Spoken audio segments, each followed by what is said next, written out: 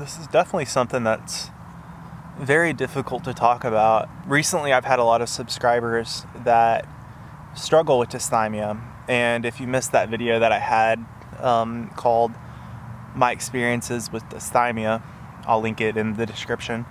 But I talk about being diagnosed with this and how it's affected my life. And it still affects my life to this day. And it's something that I have to think about on a consistent basis. And I'm working on my own journey. I'm working on trying to pinpoint things and talk about it and figure things out, but that does affect my life a lot.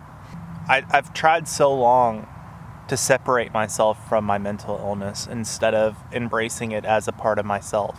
Like, I spent too long being upset about being depressed instead of accepting depression as a part of my life and then going on from there.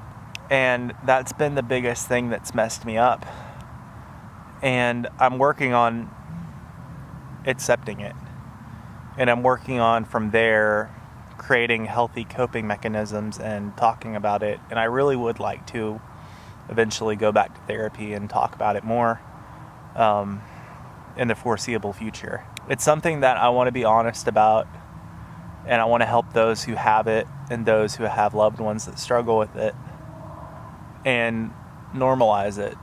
Just kind of talk about it and make it a topic of communication, a topic of discussion, something that others don't have to feel so alone about it. And that's something that is important to me, something that will continue to be important to me. For so long, I told myself that I don't want to be my mental illness, and it's caused me to not deal with it. It's caused me to not speak to loved ones about it and work through the mental illness. And the same thing happened to me working on my religious trauma. Whenever it comes to dysthymia, I'm telling myself that it's a part of me. I definitely want to make it more of a regular discussion because I have started to have people following me that have it and that deal with it. And I hope that we can discuss it more in the comments, that we can talk about it so that others can understand that it's real, it's something that we deal with, and that we are going to make it. We're very strong. We've got each other. It's one of those things that there's a lot of stigma with depression, and I don't feel like a lot of people talk about dysthymia because I didn't hear about it until I was diagnosed. And at that point, I tried to look it up, and there wasn't a lot of videos about it.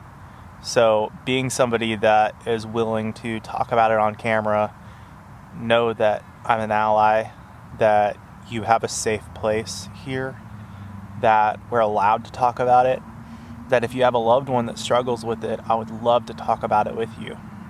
And I will do anything in my power to just try to help and spread a positive message.